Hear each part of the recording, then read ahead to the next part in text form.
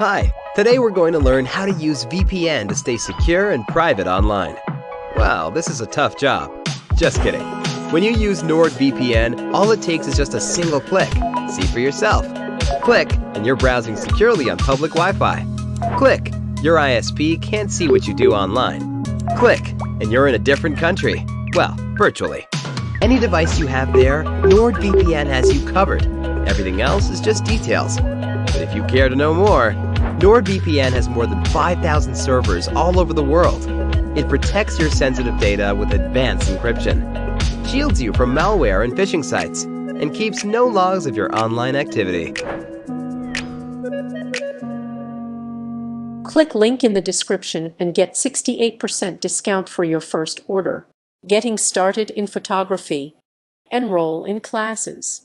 If you are not already a photographer, it is important to study photography and learn how to utilize the equipment that photographers use. There are many aspects of photography that can be challenging, so it is important to take classes or study with an experienced photographer. Classes are often available in high schools, community colleges, universities, and through private instruction. Study commercial photography if it is offered at your educational institution so that you can learn the business and what clients are looking for. Learn how to operate a camera. The camera is the photographer's most important piece of equipment. They can be challenging to use on a professional level, so it is important to familiarize yourself with different types of cameras and how they work. Taking photography classes will allow you to learn about how cameras work in depth and will also give you hands-on experience. You may also learn about different types of cameras, such as manual cameras, pinhole cameras, point-and-shoots, and DSLRs. There are many online resources that will help you learn how to use a camera, and many of them are free. Learn how to use lighting. Lighting is one of the most crucial aspects of photography. Knowing how to properly use lighting will set your images apart from others. Poor lighting will often result in shoddy images. The key to learning about lighting is to experiment. There are many different types of lighting that are used in photography, such as natural lighting plus fill and flash, flash photography, ambient lighting, and studio lighting.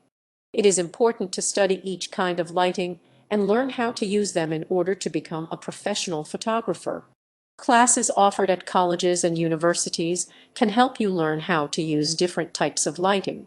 There are plenty of online resources to help you learn how to use proper lighting in photography. Learn how to use Adobe Photoshop.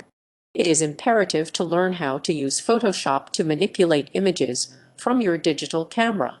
It is rare that an image right from your camera roll will be ready to be professionally distributed. Just as manual cameras require work in the darkroom to properly manipulate the photos and film, digital images require work in Photoshop to improve image quality.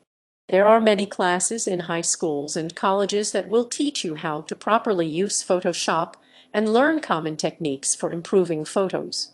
Photoshop allows you to get creative with your images and digitally alter them in an exciting and creative way. There are plenty of tutorials available on YouTube if you prefer to learn about the software on your own. Invest in quality equipment.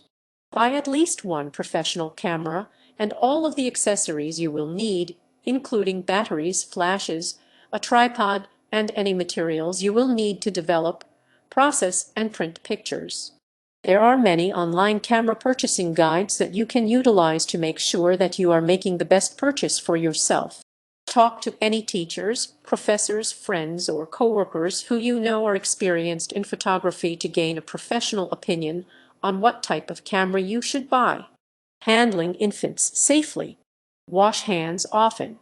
When you are handling babies, it is crucial to wash your hands often to avoid spreading disease to the baby. Wet your hands under the tap of the sink with clean, running water, apply and lather soap. Dry off with a clean towel or allow them to air dry. You can use hand sanitizer periodically as well. However, hand sanitizer will not eliminate all types of germs and is not quite as effective as washing with clean water and soap. Keep the room warm. Newborns and young infants are not able to regulate their body temperature as well as older children and adults, so make sure that you keep the room or studio toasty warm to ensure that the baby does not get too cold during the shoot. Set up a space heater or two, depending on the size of the room, but make sure that the baby is a safe distance away from the heater. Use props. Props are one of the most important parts of a baby photo shoot. Parents will enjoy seeing the cute props, such as pillows and baskets, that can be used to create an endearing shot of the baby. Pillows not only support the baby, but they can be a great prop for a photo.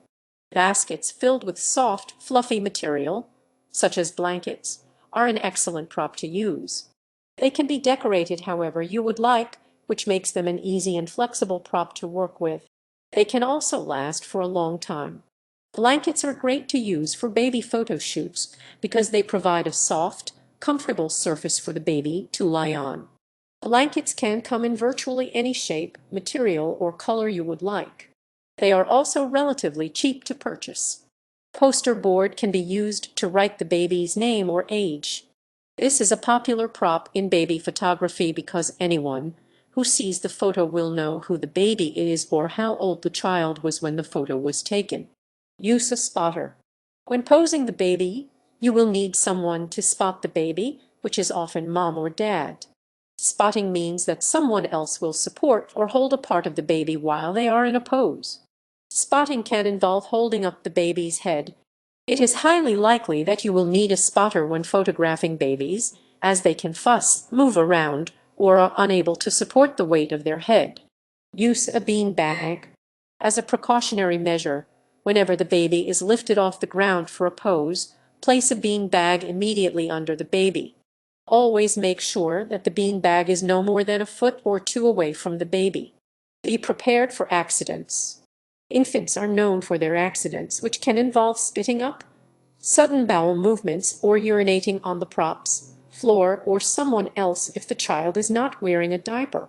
Have cleaning materials on hand and back up props to deal with these situations. Invest in cleaning equipment, such as mops and buckets, disinfecting wipes and sprays, paper towels, and garbage bags and cans. This way you will be prepared for any messes that may occur. When purchasing props, be sure to purchase backups just in case an accident occurs on one that you are using for a shoot. Use composite images. Composite images are several images that are merged into a single image. The ability to use Photoshop is crucial to creating composite images, as the majority of composite images are created in Photoshop. Composite images allow you to take pictures while the spotter is holding the baby, and then later combine the images to create a single image with no evidence of the spotter. The use of composite images will make baby photography safer for the baby and will ensure that they are protected while you can still get a great shot. Gaining experience. Build a portfolio. In order to become a baby photographer, you will need to show potential employers and clients your work. Practice photographing babies that you know. If you do not have little ones of your own, ask friends and family members if you can practice by photographing their infants. They will probably not mind, especially if you offer them copies of your prints. Include samples of posed portraits as well as candid shots. Work with another photographer. Look for baby photographers in your area and ask if they are hiring or could use help. If there are no paying jobs available, ask if you can intern while you gain experience. Be prepared for a lot of grunt work. If an established baby photographer agrees to let you work with them, you will be busy. It will most likely be your job to fetch supplies, entertain the babies, and manage the paperwork. Look for work in a studio or portrait center. If you cannot find an opportunity working one-on-one with a photographer, check with studios. Photography centers in stores such as Sears and JCPenney may have openings. Inquire within at department stores such as Sears or JCPenney to see if there are any openings in their portrait studios. You can also browse the career section of their websites online. Browse online for photography studios and stores in your area. For example, You can type photography studios in Phoenix, easy to pull up results for that particular area. Browse the websites that come up in the results to see if there are any openings near you. Starting your own business. Form a business entity. Before you are able to offer your services to anyone, you must form a business entity and register with your county and / or your state. This will allow you to open a bank account and act as a business entity when purchasing supplies and making other decisions. Once you file for your business entity with the state and it is approved, you are free to start your own small business. Offer photography services on a freelance basis. You do not necessarily need a studio if you are invited into the homes of the parents to take pictures of babies. However, you will need to have the props and proper equipment with you to take high-quality photographs outside of a studio environment. Prepare for taxes. Once you have established your business entity and have been paid for your services, you will want to be sure to prepare yourself for taxes. Tax laws vary by state, so you will want to be sure that you are acting in accordance with your state's laws. Set up an accounting software. Many small business owners use QuickBooks to track their accounting activities. Tracking your income and expenses is crucial for filing taxes. Create a studio. Having a studio will allow you to have a permanent setup for your baby photography that you won't have to worry about setting up and tearing down every time you have a shoot. A studio will allow you to have your own workspace for creating beautiful images that will last for a lifetime. Rent studio space. If it is in your budget, you can look for a studio outside of your home to rent. You may need to talk to a real estate agent or browse commercial spaces for rent in your area via online listings. For example, you can type real estate listings in Detroit, MI into a search engine to pull up listings in that area. Use studio space in your home if you have it. A basement or spare room will work for this purpose, as long as you are able to keep the space warm for newborns. You will need just enough space for your equipment, props, and subjects. Promote yourself. Marketing is an important aspect of building a business. You will need to engage in a lot of marketing at first while you are building your client base and business. Make a website. A website will be the place where potential clients can get more information about your services and view your portfolio. Making your own website can be easy if you use websites that create templates for you, such as WordPress.com, Wix.com, and Squarespace.com. Create your own business cards. Websites such as Vistaprint.com will print and mail the business cards directly to your home. Develop customer service skills. The parents will need to feel like you are friendly, trustworthy, and a great photographer as well. Practice being professional and flexible. It may take time to calm down a crying baby, or you may have to deal with angry or concerned clients.